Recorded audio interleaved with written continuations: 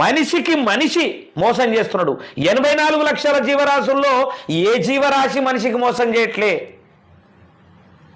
ఎక్కడైనా ఆకలైనప్పుడు కరుస్తుందేమో, ఆకలైనప్పుడు మంటతోని మీద పడి గీకుతుందేమో.